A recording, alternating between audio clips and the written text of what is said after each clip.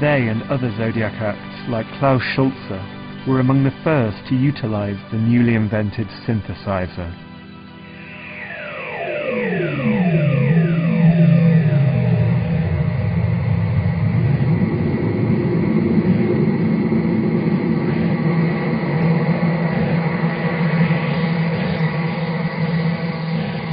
When I started to do my electronic music, the first question of all journalists were, what is a synthesizer?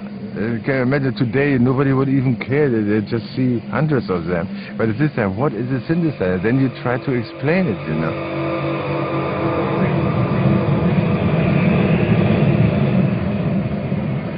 And it was so brand new that we thought, oh, that's great, let's try something with it. And that was then the point that we actually, like kids, you know, we were turning knobs without knowing what comes out on the other end, but at least it sounds great.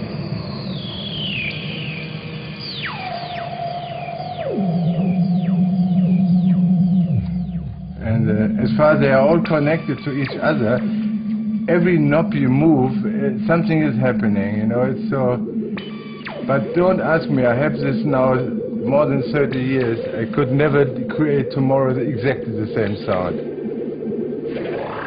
Munich and Berlin weren't the only centres of experimentation. The real heart of the European electronic tradition was to be found in Cologne, where leading avant-garde composer Karl-Heinz Stockhausen was based. Cologne was, in the beginning of the 60s, the center of modern music worldwide, you can say. And Stockhausen was one of the composers who was here.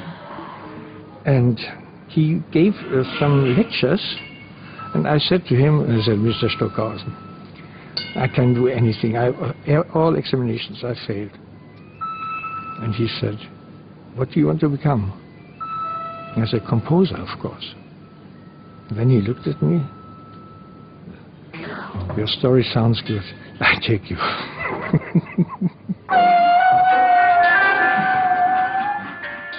I heard from an undertaker that in the basement he was doing a side business with thrown out studio equipment from the radio station. And so I entered his shop. The coffins were there. Come with me to my catacombs, he said. And I found sine wave generators Stockhausen had used for the first time. And these filters, I remember them so well, how he was working with it. Stockhausen had married a rich woman, and I thought I'd do exactly the same, and was succeeding, actually. I was going to Switzerland to become teacher, whatever it was, it doesn't matter.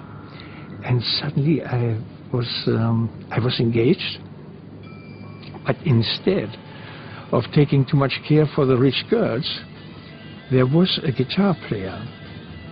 He wanted to have some lessons from me, and I could see how talented he was. So he finished the school, and we together founded Kern.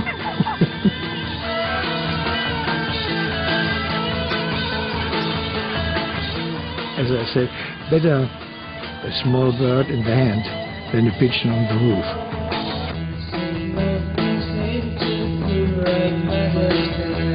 5 brilliant individuals can combine the influences of the European avant-garde, jazz and minimalism.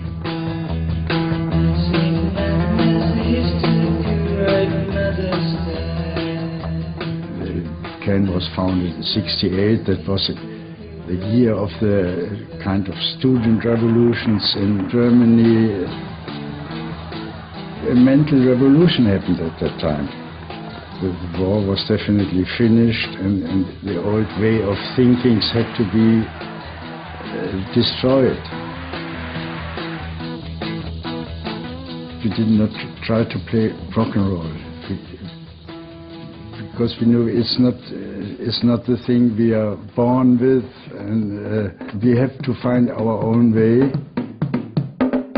Key to Can's driving sound was the drumming of Jackie Liebertzeit who had been Germany's top jazz drummer until he had an epiphany. A guy came to me and said, you must play monotonous. So, he said it with the voice and with the expression, so I was quite impressed.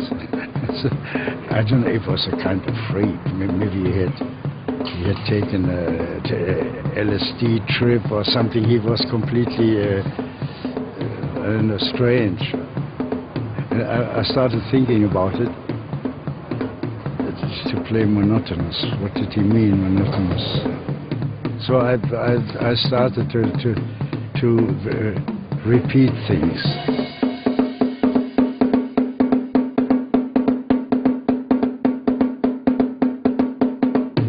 We played live in Munich, had a concert there, which was a sold-out concert. And I was sitting in the afternoon with Jackie Liebezeit, with the drummer, in a cafe. And suddenly I saw someone coming up the street, in the middle of the street, and were praying to God and getting down to the street and behaving very strange. And I said to Jackie, we have our new singer. That was wirklich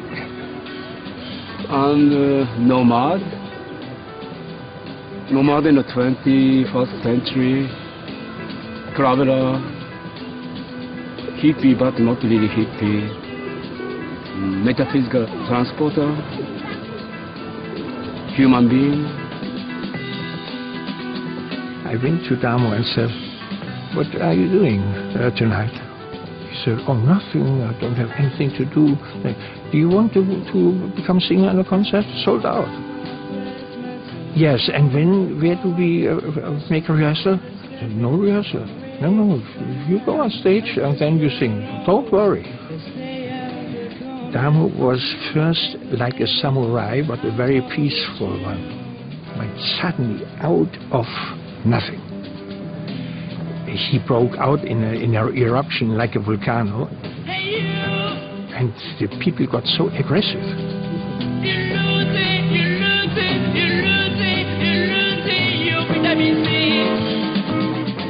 Or let's say about 30 people were left. Among them was David Niven. And I asked him, Mr. Niven, what do you think about this music? He said, it was great, but I didn't know it was music.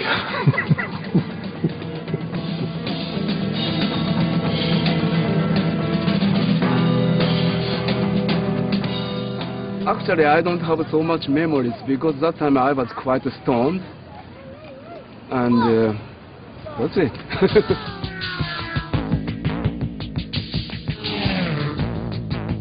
30 kilometers north of Cologne on the Autobahn lies Düsseldorf, the Liverpool to Cologne's Manchester. Düsseldorf would give the world Germany's greatest act, but in 1970 you might not have recognized them.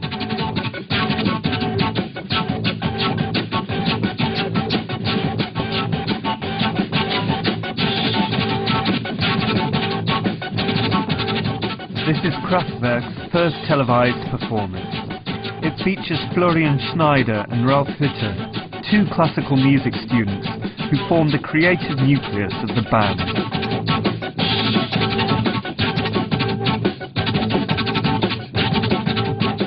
Kraftwerk then were a Krautrock band who also experimented with electronics and shared the same vision of German music as their peers. Ja, für uns war das mehr ein Problem, überhaupt Musik machen zu können in einer Bundesrepublik oder so nach dem Krieg, wo die lebendige Musik, Alltagsmusik verschwunden war, die war ausgelöscht. Und unsere Generation, wir mussten halt wieder von vorne starten. Ralf and Florian would employ what they would later call Musikarbeiter, music workers.